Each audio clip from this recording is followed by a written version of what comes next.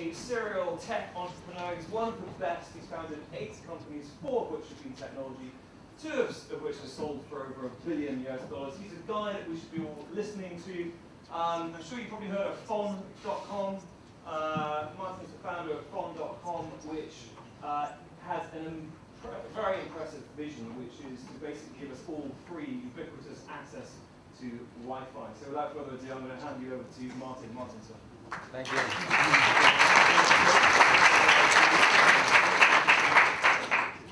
So I was listening to Alistair, and I decided that the first thing I'm going to do is not to tell you the name of my PA. So sleeping with her is out of the question. Now, other than not sleeping with my PA, what other advice could I give you? Okay, so I was trying to think about this. I was trying to think about your moment in life, right? Where you're like, should I get a job or should I start a business? Should I get a job? Should I start a business? Or actually, I should ask you, are some of you at that moment in life where you're thinking, yes, I see many, yeah. And in my case, my father had died, and it was, I want to start a business, and my mother wants me to get a job. Okay, so I was 22, and so I would tell my mother that I wanted to start a business, and she would send me leaflets from Argentina. I was studying in America about people who started businesses such as buying fish and selling fish more expensively. And I had different ideas than that. I'm sure you do too, right? But I'm sure you all have a mother and a father who are somehow saying something to you, right? Or I hope you do. So at that moment, you say, well, what is it? What is it? What's going to make me start a business, okay? And in my case was an absolute conviction that I could never put up with a boss, okay? That I could never put up with anybody telling me what to do. I mean, I had been a bike messenger, and I liked that because it was an independent position. I would get my tickets, and I would go around New York in my bicycle, okay? But just the idea of having a boss, like I had something. I mean, I grew up in Argentina, fascist dictatorship at the time. I hated the military. They almost killed me. I had to flee. So the concept of a boss, every boss to me looked like General Galtieri, right? So I would go to job interviews, and they would say, how would you like to see yourself in 5 years? And I would say, at least as your boss.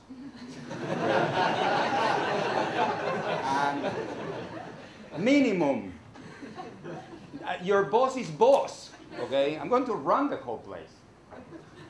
As you can imagine, I never got a job. So I never had a job in my life. Never. I never had a job. I only worked for places that I had started, and I only worked for places where I was the boss. So the first thing, so either you have a psychological disorder like mine, okay? Or else, the other way to start a business that I can think of is, if it's not out of a psychological handicap, it could be out of sheer disgust of the way things are, okay? So I'll give you the example of how I started Fon. I was in Paris, I was looking for Wi-Fi, and there were millions of Wi-Fi signals, and they were all locked. And I was disgusted, okay? I was angry. And I was like, I couldn't believe that so many people would have Wi-Fi and they wouldn't share it with me, okay? Because I think I deserve some Wi-Fi, you know? So there is a sense that there has to be something that disgusts you about the world, that you really want to change. And if you don't have a vocation about something, which can be either something utterly new, like the concept of Fon, which I got a patent for, share a little Wi-Fi at home, roam the world for free, global federation that shares Wi-Fi, and now you see it here with BT Fon, so we ended up sleeping with the enemy. Like, either it has to be something that you are so passionate about that doesn't exist, or something that you use and you so wish it was better, like it was the case of Harold Moore. So it's either something that doesn't exist or something that you violently disagree with, a product that you're forced to use and you violently disagree with. Okay, for example, coming to this university, right? I'm kidding. So, so it's something like you're there and you say there has to be a better way.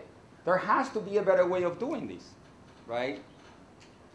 Like the other day, I wrote on my blog an article about high schools, right? I hated high school when I was in high school, and it hasn't changed, okay? It hasn't changed. It's interesting because when you're your age, a lot of people think that the world, oh, our world is so different because we have a smartphone. Yeah, it's different because you have a smartphone, because everything else is more or less the same, okay? So high school is more or less the same, you know, and so I have 5 children, some in high school, and I just can't believe the way they are taught, right? There's so many useful things that they're not taught, okay? And there's so many idiotic things that they are taught, okay? So a friend of mine was thinking of doing a startup with different high schools and just thinking of high school. So I either work on companies and start companies that somehow the status quo of whatever that company is addressing either doesn't exist or I'm violently against, or I support companies that have something that I consider much better than whatever there is that does that. And you have to think yourselves, because if you don't have violent, strong feelings about these things, if you're happy with a job and getting a job and having a boss and working in a company and then you should, because it's very difficult to be an entrepreneur and most people fail, okay? Entrepreneurs, and I use this analogy in another talk here, and some people were confused when I said that. I said, well, think of fertilization, think of the ovule and think of sperm, okay? And you say, well, so many sperm that are wasted, right, to get one ovule, right? There's so much, okay, but somehow, or think of evolution, so many mutations that are wrong and idiotic and stupid and don't lead to anything, so you finally get a mutation that does something good. Well, that's business, okay?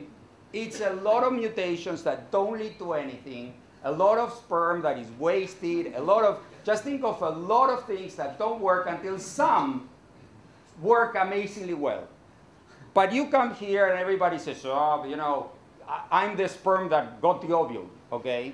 But you don't hear about everyone else who was desperately swimming and trying and whatever and didn't get anywhere, okay?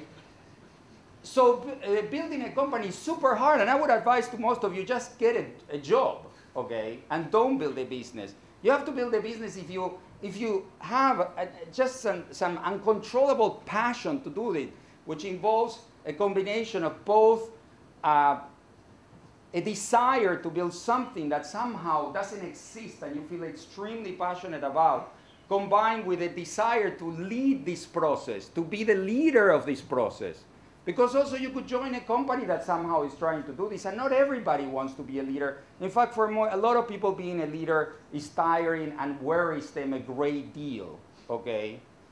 And it's sort of the concept of Twitter and followers, and you know, it's like if you look at the way Twitter is distributed, obviously there's a lot of people in the world who don't mind just being followers, right? And the ratio of followers to people who tweet is very skewed, and it's not like 1-to-1 and so on. And so the conclusion, because then we're going to debate this some more, and that is fine. I mean, what I wanted to say is you're at a crossroad in your life. You have to decide if you're going to get a job or you're going to start a business. I urge you to start a business if that is the only thing you could possibly do, because you have to do it, and because you have a passion about something. You can't just say, I want to start a business. Your business has to be, I want to start a business and this is the product. It cannot be, I just want to start a business. You can for a while say, I want to start a business, but you have to come to terms with the product. And the product has to be something that you feel the world will be a better place when this product exists. As convinced as I am that when there's Wi-Fi everywhere, the world is a better place. So that's my summary, and then maybe we can go to some Q&A or something. Thank you.